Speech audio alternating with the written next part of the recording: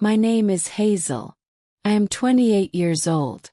I live in a small town with old roads and quiet streets. Most days, I walk to work with my hands in my coat pockets and my mind full of small thoughts. I work at a local clinic, not as a nurse or doctor, but I help with simple things. I clean the rooms, carry supplies, and sometimes I sit and talk with the old people when they feel lonely. I like my job. It is not big or exciting, but it is calm and real. Hudson works at the same clinic. He fixes things. He changes lights, moves heavy boxes, and makes the machines work again when they stop. He is tall, quiet, and always busy. First we only said hello. He would walk past me with a small smile, and I would look down at the floor. I didn't think he saw me. I was wrong. One afternoon I was standing outside waiting for my bus.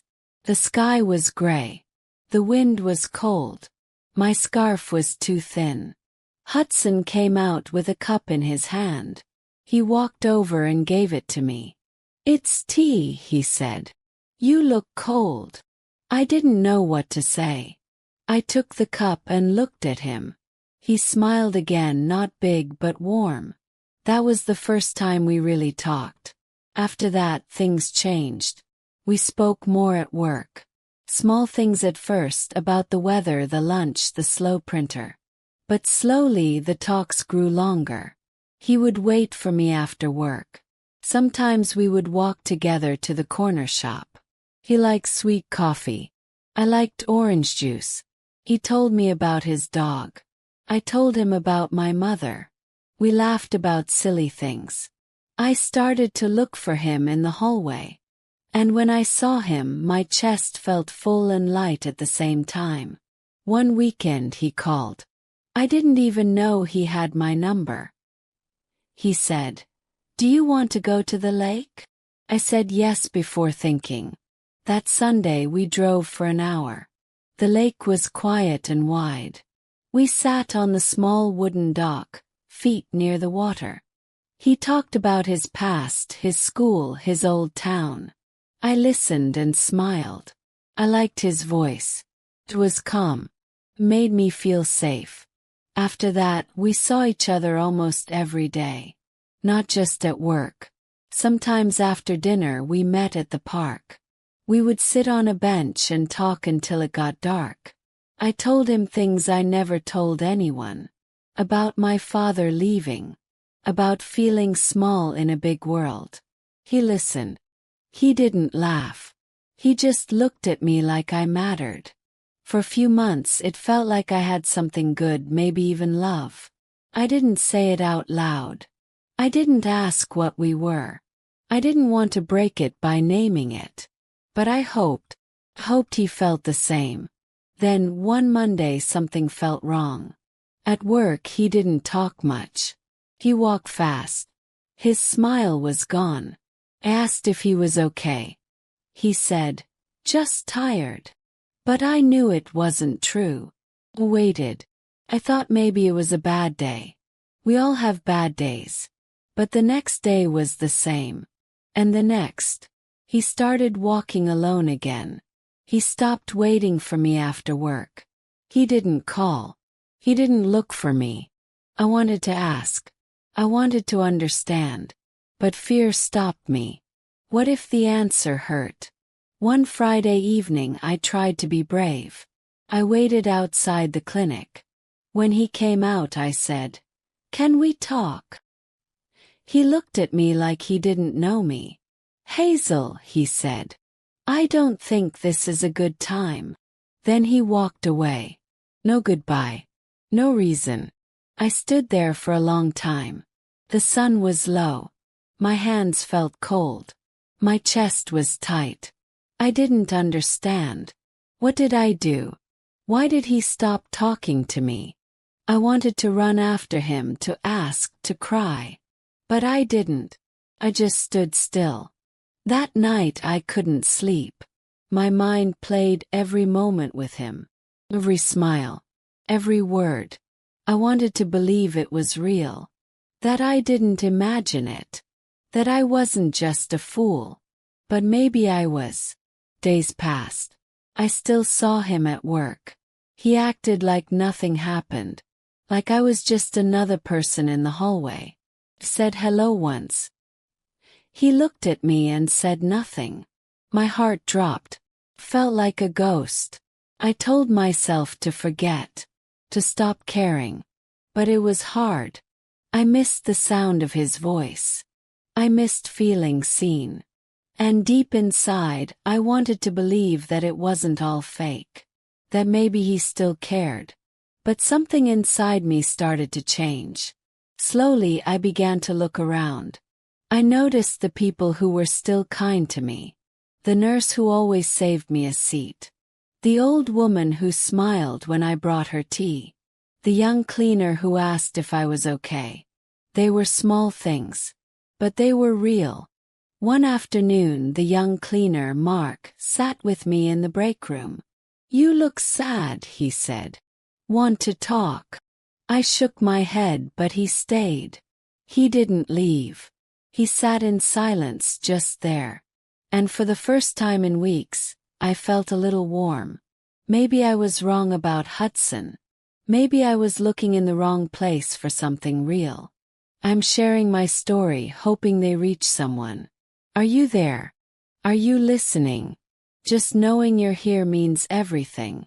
I didn't talk much for a while. At work I did my job and went home. I smiled when needed. I answered when spoken to. But inside I felt empty. I kept thinking about Hudson. About the lake, the talks, the feeling I thought was real. Still hurt.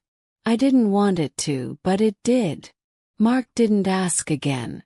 But each day he said hello with a smile. Sometimes he brought me an apple or a warm sandwich. "You forgot lunch again," he would say. I hadn't noticed, but he had. One day he fixed the strap on my bag. Another day he walked me to the bus stop when it rained. I didn't ask him to. He just did it. Hudson stopped speaking to me completely. If we passed each other in the hallway, he looked the other way. It felt like I had become a stranger. I wanted to shout at him. To ask, why? But I stayed quiet. I was tired. I didn't want to beg for kindness. Then something strange happened. One afternoon, I saw Hudson talking to a woman. She had long hair, a pretty face, and loud laughter. They stood close. Too close. I watched them laugh together. His eyes looked soft like they used to with me. My stomach turned. It all made sense now. I wasn't enough for him. I was a step. Pause before someone better. He was already moving on while I was still stuck. That night I went home and sat in the dark. I didn't cry. I didn't move. I just sat there feeling heavy. But in that still moment, I asked myself a hard question. Why did I let him treat me like that? Why did I give so much when he gave so little? The next morning I walked to work slowly. My heart still hurt, but something inside me felt different. Like a small door opened. Like a soft voice said, "Hazel, you deserve better." In the break room, Mark was making tea. He looked up and smiled. "Morning," he said. I nodded and sat down. We didn't talk much. Just sat and sipped our tea. After a while he asked, "Do you want to come to the market this weekend? There's a music show." I was quiet for a second. My old self wanted to say no. I hide. But I surprised myself. "Yes," I said. "I'd like that." Saturday came. I wore a simple blue dress. Nothing fancy. Just me. Mark picked me up in his small old car. He opened the door for me. He didn't talk too much. He didn't try too hard. He was just real. The market was full of people. Music played near the food stalls. We walked slowly, looked at old books, and tried sweet cakes. He bought one for me without asking. "Try this," he said. "It tastes like my childhood." I laughed for the first time in days. As we walked, I saw something. A woman dropped her bag and things fell everywhere. Before I could move, Mark ran over. He helped her pick up her things. He smiled at her, helped her carry the bag, and walked her to her car. He didn't know her, but he helped like it was nothing. I watched him, really watched him. And in that moment I saw something clear. He was kind when no one was looking. He was strong not in words but in action. He was the kind of person who stayed. After the market, we sat on a small bench under a tree. He looked at me and said, "I'm glad you came today." I looked at him and smiled. Me too. He didn't try to hold my hand. He didn't say anything deep or dramatic. But I felt something safe around him. Quiet kind of care. The kind that stays when others leave. Days passed. I saw Hudson again. He still laughed with that woman. He still looked past me like I didn't exist. But this time I didn't feel small.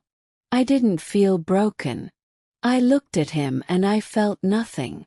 At work I smiled more. I spoke to the nurses, helped the patients, and sat with the lonely ones. I felt my world getting full again. Not because someone filled it, but because I stopped waiting for someone who never truly saw me. Mark never asked about Hudson. He didn't need to. He gave me time. He gave me space. But he never left. He stayed close just enough. He made me feel like I mattered, not because I was perfect but because I was me. One afternoon after work we sat at the park again. The wind was soft. The sky was pink with the evening light. Mark looked at me and said, "You seem lighter now." I looked at him and said, "Maybe because I stopped waiting for the wrong person." He smiled and I saw it in his eyes. He didn't need to be the hero. He just wanted to be someone I could count on. And for the first time in a long time I let myself believe, I deserve that. Mark and I spent more time together. Not every day. Not with big plans. Just simple moments. A walk after dinner. Snack from the shop. Quiet talk on a bench. Felt easy. Felt real. He didn't ask much. He didn't push me to talk about the past. But sometimes I wanted to. One evening we sat in the park near a small tree. I looked at the leaves above us and said, "Do you ever care too much for someone who doesn't care at all?" Mark didn't say anything right away. Then he said, "Yes. Once." That was it. But it was enough. I smiled and we stayed quiet. I liked that about him. He didn't talk just to fill the silence. He let things be. One day at work Hudson spoke to me. Had been weeks. I was in the hallway carrying supplies. He walked over and said, "Hey, can we talk?" Stop. My hands felt cold. I nodded slowly. We stood near the storage room. He looked down, then up. "I'm sorry," he said. "I didn't mean to hurt you." I waited. I wanted more than that. But he just looked at me with a tired face. I asked, "Why did you stop talking to me?" He looked away. "I didn't know what I wanted," he said. "You were kind. I like being around you. But then I felt unsure.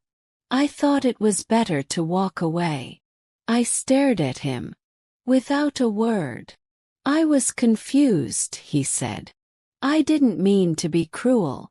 "But you were," I said. My voice was soft but clear. "You were kind. Then you were gone. You made me feel like I didn't matter." He opened his mouth but didn't speak. I looked at him and I didn't feel sad.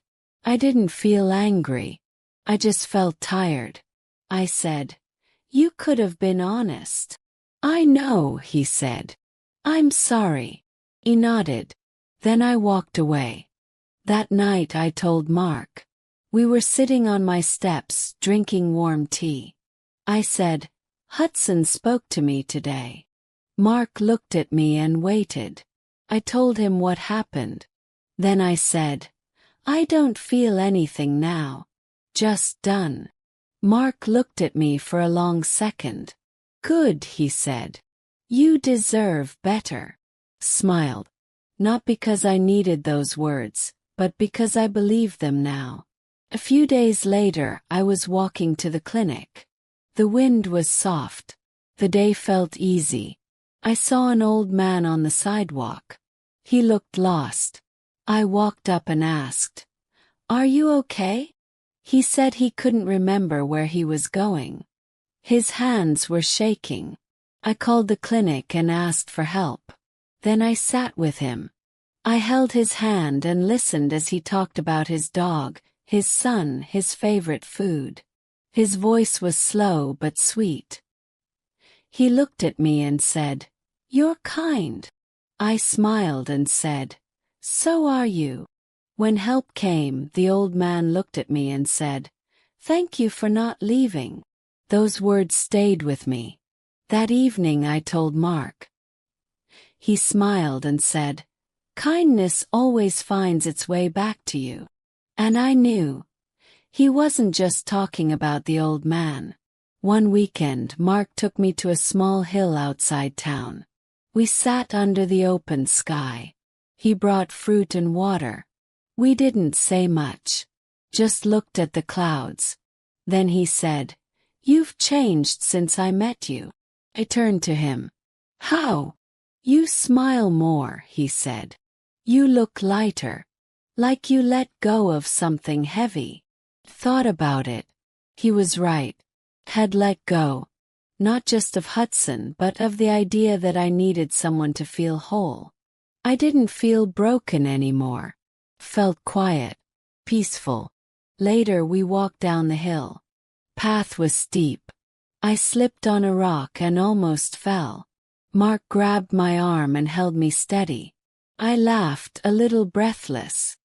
He said, I won't let you fall. Those words hit something inside me. Hudson once said he cared. But he let me fall, without a word, without a hand. Mark never said much. But he stayed. Every time. The next week, I made a small dinner at home. I invited Mark. He brought flowers. Nothing big, just small white ones. These reminded me of you, he said. I placed them in a jar on my table. That night we laughed, ate simple food, and talked about small things. After dinner he helped clean up. As he dried a plate he said, Hazel, I care about you. I turned to him. My heart beat a little faster. I care about you too, I said. More than I expected. He smiled. I just wanted you to know. I don't want to rush you. I'm here. That's all. I walked over and stood close. That's more than enough, I said. And it was. Because for the first time in my life, I knew the truth. It's not the words someone says when they want you. It's the actions they take when you need them. Hudson said he cared. But he left. Mark never said much. But he never left. And now I finally saw the difference. Few weeks later, life felt new. Not perfect. Not easy. But new. I still worked at the clinic. I still cleaned, walked the halls, and helped the old patients. But now I smiled more. Felt lighter. Like something inside me had opened. One morning I passed Hudson in the hallway. He gave a short nod. I gave a small smile. That was all. No words. No pain. Just silence. And it didn't hurt anymore. That same day Mark came by with lunch. You always forget to eat, he said, handing me a sandwich. I laughed. Maybe I do it on purpose, I said. He raised an eyebrow. So I bring food. Smiled. Maybe. Later we sat on a bench outside. It was warm. A soft breeze touched my face. Mark looked at me and said, "You know, you make things feel easy." I looked at him surprised. "Me?" He nodded. "You don't try to be perfect. You're just real. And that makes everything better." I didn't know what to say. So I looked at the sky. I had never felt that before. Not with Hudson. Not with anyone. To be seen and still liked. To be enough just as I was. That evening I sat by my window. I thought about how much had changed in just a few months. I had gone from feeling invisible to feeling safe. From broken to strong. My phone buzzed. A message from Hudson. I stared at it for a long time. "Do you want to meet for coffee?" I didn't feel angry. I didn't feel sad. I just felt done. I didn't answer. I turned off my phone and made tea. Some doors are better left closed. The next weekend, Mark took me to a quiet beach just outside town. It wasn't fancy. Just sand, wind, and the sound of small waves. We walked barefoot. He picked up a small shell and gave it to me. "For luck," he said. I smiled and held it tight. As we walked, I thought about the girl I used to be. The girl who waited for messages. Who watched someone walk away and blamed herself. Who believed words without action. That girl was still a part of me. But she wasn't in charge anymore. Now I looked at kindness. Saw care. I listened with my heart, not just my hopes. And most of all, I watched what people did, not just what they said. We sat on the sand. Mark looked out at the sea and said, "I never liked games. I never knew how to play them." I looked at him. "Good," I said. "I'm tired of games too." He turned to me. "Then let's not play." Smiled. "Let's not." Weeks turned into months. Our walks became routine. Our talks became longer. And one night, as we sat in my kitchen, Mark reached across the table and took my hand. "I don't know what the future holds," he said. "But I know I want to face it with you." My heart beat softly. Not fast.